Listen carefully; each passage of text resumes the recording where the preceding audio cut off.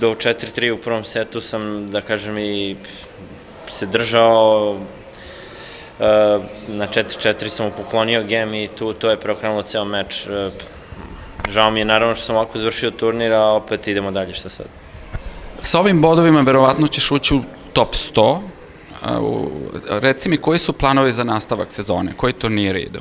Mislim da mi fali još nekih 40-50 poena, tako da zavisi naravno kako bude lista išla. Sad ću igrati jedan ili dva challengera ovde u blizini, da skupim poene za glavni turnir Roland Garrosa i onda prelazim za Evropu. Igraću turnire na šljaci, naravno, pred Roland Garros i to je neki kratkoročni plan. Sigurno da nije laka stvar susretati se sa takvom situacijom, pogotovo prvi put u ovom stadijumu karijere, ali mislim da je to na njemu. Nama je teško da komentarišemo sa ove strane i da bilo šta kažemo, on najbolje zna kako se osjeća i šta treba da radi i ako naravno do njega je, verujem da će se vratiti i pitanje je samo vremena naravno.